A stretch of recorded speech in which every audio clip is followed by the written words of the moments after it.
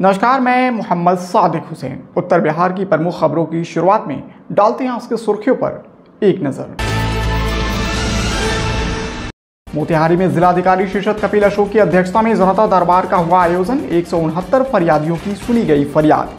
संबंधित पदाधिकारियों को जिलाधिकारी ने जल्द मामले के निपटारे का दिया आदेश। मोतिहारी ढाका मुख्य पथ पर भरौलिया चौक के नजदीक सवारी बस और टेम्पू में हुई जबरदस्त टक्कर, 6 घायल, सभी को उपचार के लिए भेजा गया मोतिहारी। राजद की ओर से पंचायत स्तर पर चलाया जा रहा है सदस्यता अभियान। रक्सौल में राजद नेता रामबाबू यादव के नेतृत्व में सैकड़ों लोगों ने ग्रहण किया सदस्यता। मेहसी में जुमे की नमाज के बाद नुपुर शर्मा के खिलाफ एक समुदाय के द्वारा की गई शांतिपूर्ण प्रोटेस्ट, भारी संख्या में पुलिस बल के जवान रहे मुस्तैद।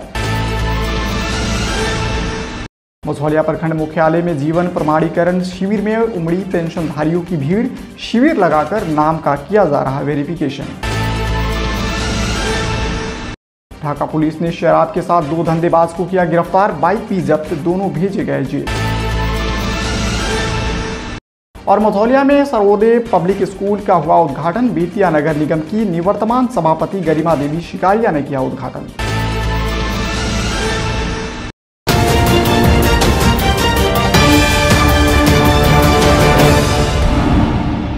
मोतिहारी में जिलाधिकारी शीर्षद कपिल अशोक की अध्यक्षता में जनता दरबार का आयोजन हुआ। यह आयोजन समाहरणालय स्थित राधा कृष्ण भवन में हुआ।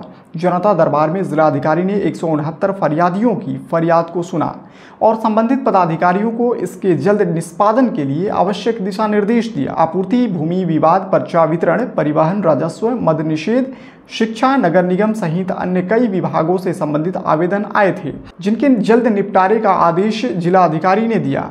वहीं इस अवसर पर सभी संबंधित प्रशासनिक पदाधिकारी भी मौजूद रहे। मोतिहारी ढाका मुख्य पथ के भरौलिया चौक के नजदीक सवारी बस और टेम्पो में जबरदस्त टक्कर हो गई। प्रत्यक्षदर्शियों ने बताया कि मोतिहारी की ओर से तेज रफ्तार में आ रही बस ने ढाका की ओर से आ रही एक टेम्पो में जबरदस्त टक्कर मार दी। इस घटना के दौरान टेम्पो में सवार 6 लोग गंभीर रूप से घायल हो गए, जिसमें एक बच्चे के सिर में गंभीर चोट लगने से उसकी हालत नाजुक बताई जा रही है। वहीं स्थानीय लोगों की मदद से घायलों को इलाज के लिए मोतिहारी भेजा गया है। इस दुर्घटना में टेम्पो पूरी तरह से क्षतिग्रस्त हो गया। वहीं घटना के बाद बस चालक बस लेकर भागने में सफल रहा। पैगंबर मोहम्मद साहब पर विवादित टिप्पणी के बाद देश भर में लगातार प्रोटेस्ट चल रहा है। आज पूर्वी चंपारण के मेहसी में भी जुमे की नमाज के बाद प्रवक्ता नुपुर शर्मा के खिलाफ एक समुदाय के द्वारा शांतिपूर्ण प्रदर्शन किया गया। इसके साथ ही उनकी गिरफ्तारी की भी मांग की गई। मेहसी बस स्टेशन चौक पर प्रदर्शन कर नुपुर शर्मा के खिलाफ नारेबाजी की। वहीं इस दौरान भारी संख्या में पुलिस बल के जवान भी मुस्तैद रहे। मझौलिया प्रखंड मुख्यालय में पेंशनधारियों के लिए जीवन प्रमाणीकरण शिविर आयोजित किए गए हैं। शिविर में कैंप लगाकर पंचायत स्तर के वृद्धा पेंशनधारियों का जीवन प्रमाणीकरण को लेकर अंगूठा का निशान लेकर सत्यापित किया जा रहा है, ताकि वृद्धावस्था पेंशन में किसी प्रकार की कहीं कोई गड़बड़ी नहीं हो और सही लाभुकों को इसका लाभ मिल सके। इसको लेकर पेंशनधारियों की काफ़ी संख्या में काउंटर पर भीड़ लगी रहती है। प्रतिदिन दर्जनों की संख्या में लोग शिविर में पहुंचकर अंगूठा का निशान लगाकर जीवन प्रमाणीकरण को सत्यापित करा रहे हैं। मौके पर कंप्यूटर सहायक रोशन कुमार ने बताया कि प्रत्येक दिन लगभग 100 से 150 की तादाद में वृद्धजन पहुँचते हैं। लाभुकों के आधार कार्ड, बैंक खाता के अलावा अंगूठा के निशान को भी लिया जा रहा है। अंगूठा के निशान से ये सत्यापित किया जा रहा है कि वे खाता धारक हैं और सही लाभुक हैं। वहीं वीडियो बैजू कुमार मिश्रा ने इस संबंध में बताया कि प्रखंड मुख्यालय में 4 काउंटर लगाया गया है, जिसमें पेंशनधारी जीवन प्रमाणीकरण वृद्धा पेंशन का लाभ उठा रहे लाभार्थियों के जीवित होने का प्रमाण देकर अंगूठा लगाकर आवेदन जमा कर अपना सत्यापन करा रहे हैं।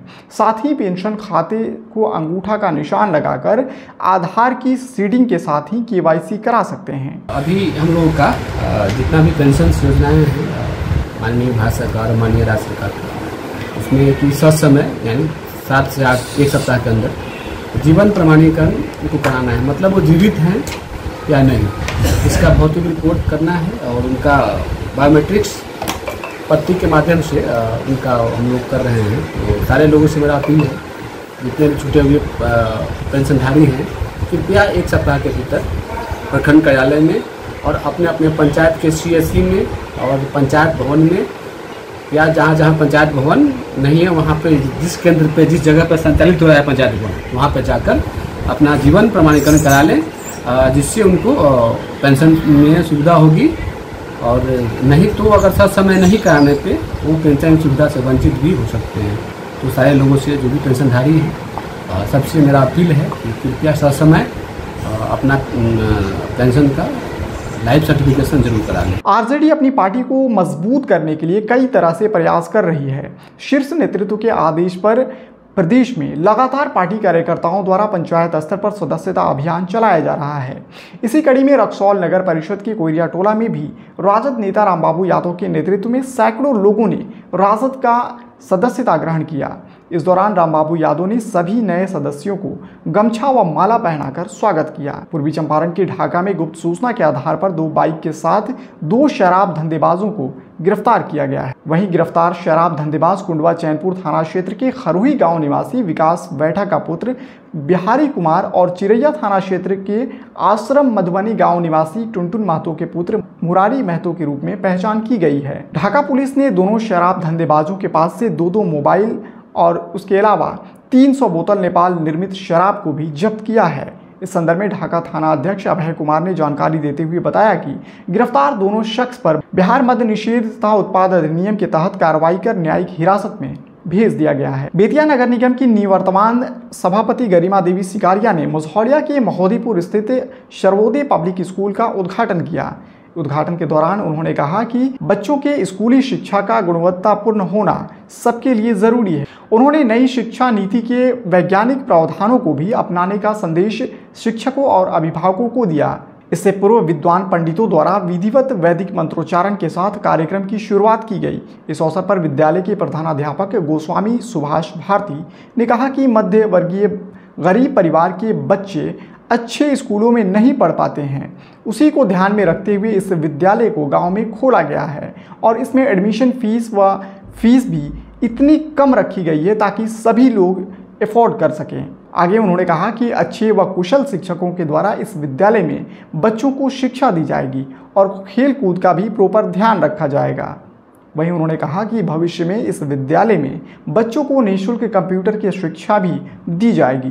किसी भी स्कूल का उद्देश्य यही होता है, शिक्षा संस्थान, जहाँ ये बच्चे जो एक कच्ची मिट्टी होते हैं उसको एक साकार रूप दिया जाता है।